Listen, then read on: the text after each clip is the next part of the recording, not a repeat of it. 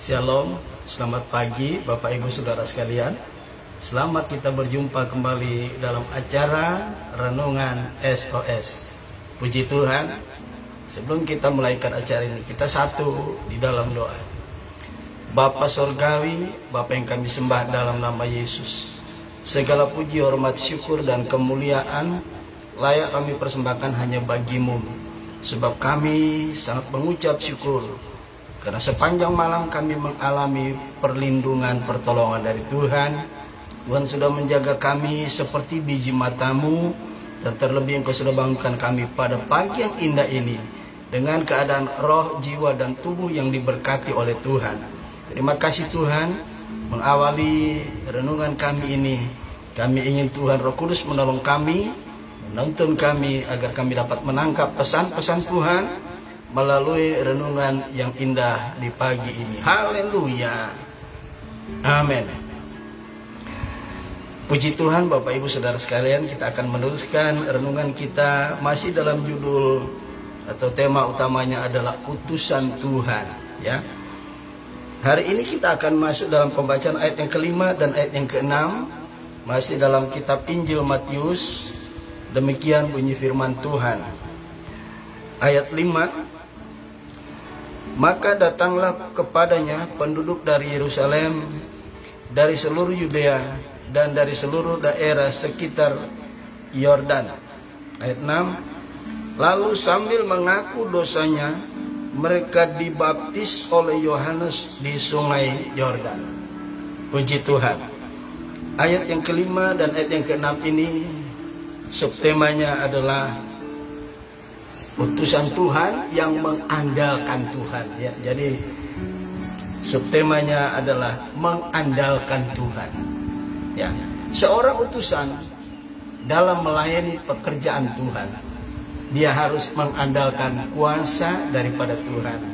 Sebabnya sebelum Yesus naik ke sorga, ya, di Bukit Zaitun, dia mengatakan kepada murid-muridnya, ya, tinggallah kamu di kota ini, ya, supaya sampai kamu diperlengkapi kuasa dari tempat yang maha tinggi.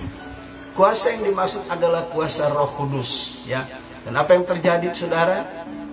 Mereka menantikan penggenapan janji Yesus sampai pada tiba hari Pentakosta atau hari yang ke-50, ya. Roh Kudus hadir sepenuhnya di dalam dunia ini, ya, menggoncangkan Yerusalem melalui peristiwa upper room, ya, atau kamar loteng. Nah, saudara yang kekasih, mari kita perhatikan ayat yang kelima. Maka datanglah kepadanya penduduk dari Yerusalem, dari seluruh Yudea, dan dari seluruh daerah sekitar Yordan. Ada 3 tempat yang disebutkan oleh Yohanes Pembaptis, ya, oleh Matius maksudnya, ya. Yang pertama, datanglah orang-orang dari Yerusalem, ya. Kemudian orang dari seluruh Yudea. Yang terakhir adalah dan dari seluruh daerah sungai Yordan. Apa yang saudara tangkap di sini, ya? Di ayat ini menjelaskan bahwa betapa dahsyatnya, ya, dampak yang ditimbulkan dari seorang hamba Tuhan yang mengandalkan kuasa Tuhan. Dampaknya luar biasa, saudara, ya. Ini dampaknya apa? Mampu menarik banyak orang datang kepada pelayanannya, ya. Pelayanan Yohanes Pembaptis ini sangat singkat, ya. Cuma berbeda waktunya, ya, 6 bulan bersama dengan Yesus, ya. Yesus, pelayanan Yohanes hanya kurang lebih 6 bulan.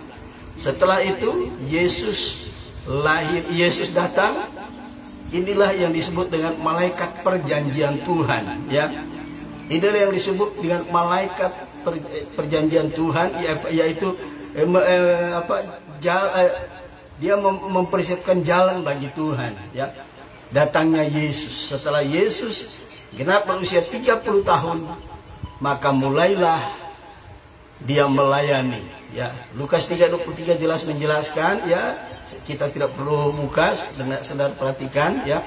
Lukas 3:23 di situ Yesus ketika memulai pelayanannya adalah kira-kira berumur 30 tahun. Jadi masa pelayanan Yohanes Pembaptis ini sangat pendek, ya, cuman sekitar 6 bulan, ya. 6 bulan perbedaannya dari pelayanan Yesus, dari pelayanan Yohanes sampai kepada masa pelayanan Yesus. Saudara, pelayanan yang disertai kuasa akan menimbulkan dampak yang luar biasa. Dampak yang pertama, akan membawa banyak orang datang kepada Tuhan. Ya, orang banyak datang. Saudaraku, jika kita ingin berhasil dalam pelayanan kita, ya, mari kita tetap andalkan kuasa Tuhan. Sebab hanya kuasa Tuhan yang mampu, ya, menarik jiwa-jiwa datang di tempat-tempat pelayanan di mana kita berada. Mari kita lihat Yohanes, ya, Yohanes pasal 6 ayat yang ke-44. Yohanes pasal 6 ayat yang ke-44 berkata sebagai berikut. Yohanes pasal 6 ayat yang ke-44. Demikian bunyi firman Tuhan. Tidak ada seorang pun yang dapat datang kepadaku jikalau ia tidak ditarik oleh Bapa yang mengutus aku, dan ia akan kubangkitkan pada akhir zaman. Kita lihat saudara, ya, orang datang berbondong-bondong begitu banyak dalam pelayanan Yohanes Pembaptis, sebab dia mengandalkan kuasa Tuhan. Bayangin pelayanan Yohanes Pembaptis di tepi sungai Yordan, tapi mampu menggoncangkan orang-orang yang ada di Yerusalem datang, ya. Orang-orang yang ada di seluruh Yudea datang. Bahkan apalagi kalau cuma orang di sekitaran sungai Yordan, mereka berdatangan kepada Yohanes Pembaptis. Ingat, pelayanan yang berdampak, ya, mampu mendatangkan jiwa-jiwa, mampu mengumpulkan orang untuk menerima, untuk mendengarkan pemberitaan yang disampaikan oleh seorang utusan Tuhan, harus mengandalkan kuasa. Ya, Zakaria pasal 4 ayat yang ke-6, ya, di sana dikatakan, ya, Zakaria pasal 4 ayat yang ke-6 berkata, ya, dan kita lihat ayat itu. Zakaria pasal 4 ayat yang ke-6. Maka berbicaralah ia, katanya, inilah firman Tuhan kepada Zerubabel, bunyinya, bukan dengan keperkasaan dan bukan dengan kekuatan, melainkan dengan rohku, firman Tuhan semesta alam. Jadi saudaraku, apapun pelayanan pekerjaan yang kita melakukan, kalau kita mengandalkan roh Tuhan, mengandalkan Roh Kudus, jiwa-jiwa akan datang dalam pelayanan kita untuk mendengarkan berita apa yang perlu, apa yang harus kita sampaikan. Ya, itu dampak yang pertama, akan menarik banyak orang datang. Yang kedua, ayat yang ke-6 dikatakan, lalu sambil mengaku dosanya, mereka dibaptis oleh Yohanes di sungai Yordan. Saudara lihat, pelayanan, ya, yang mengandalkan kuasa Tuhan, apa yang terjadi? Ya, terjadilah pertobatan yang murni. Ya, bukti bahwa mereka memiliki pertobatan yang murni, mengalami pertobatan yang murni sebagai akibat dari pemberitaan yang disampaikan oleh Yohanes Pembaptis. Mereka mengadakan pengakuan dosa. Setelah itu mereka minta supaya Yohanes Pembaptis membaptis mereka. Saudaraku yang kekasih, betapa pentingnya kita di akhir zaman ini, ya, tetap mengandalkan kuasa Tuhan. Sebab dampaknya akan luar biasa. Yang pertama, akan menarik banyak orang datang kepada Tuhan. Yang kedua, memberi diri dibaptis. Tapi sebelum dibaptis, mereka mengadakan pengakuan dosa. Saudaraku yang kekasih, betapa Tuhan sekarang sedang mencari utusan-utusan yang selalu mengandalkan Tuhan. Maka kita akan lihat dampaknya luar biasa. Bukan hanya banyak orang datang, tetapi banyak orang mengaku dosa. Lihat berita pertobatan, itu akan mengubah seseorang sebagai akibat pekerjaan Roh Kudus melalui pemberitaan yang disampaikan oleh seorang utusan Tuhan. Puji Tuhan. Tuhan Yesus memberkati. Mari kita akan dengarkan dulu satu pujian sebelum kita akhiri renungan ini dengan doa. Haleluya. Puji Tuhan. Kita sebagai utusan Tuhan di akhir zaman, bukan lagi merintis jalan Tuhan, tapi meneruskan pelayanan pekerjaan Tuhan yang sudah dimulai oleh pionir-pionir iman. Ya, bukan pionir-pionir gereja, tapi pionir-pionir iman. Salah satu contoh adalah Yohanes Pembaptis. Dia perintis jalan bagi Tuhan. Puji Tuhan, Tuhan Yesus menolong kita sekalian. Tetap andalkan Tuhan, maka kita akan lihat kuasanya bekerja melalui pelayanan kita. Ada banyak jiwa datang, ada banyak jiwa mengaku dosa dan memberi diri dibaptis. Haleluya. Haleluya, puji Tuhan.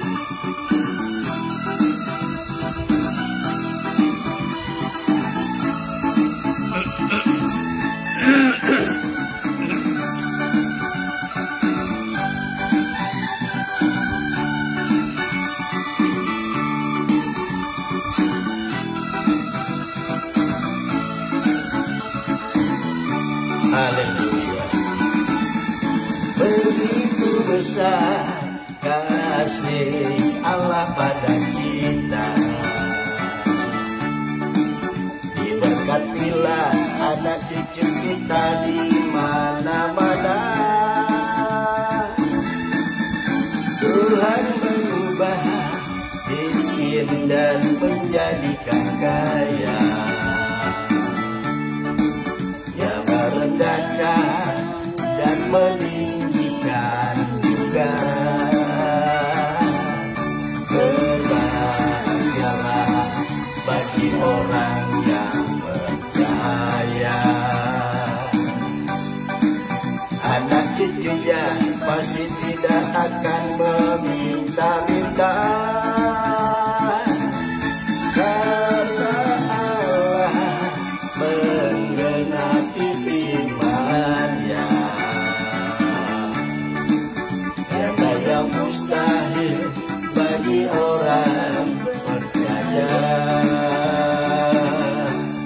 Saudaraku, kita lihat betapa sangat luar biasa dampak yang ditimbulkan sebagai akibat pelayanan yang disertai kuasa Roh Kudus.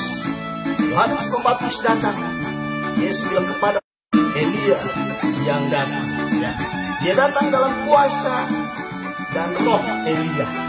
Jadi saudara yang menuju kepada Yohanes Pembaptis dalam pelayanannya hanya mengandalkan Roh Tuhan.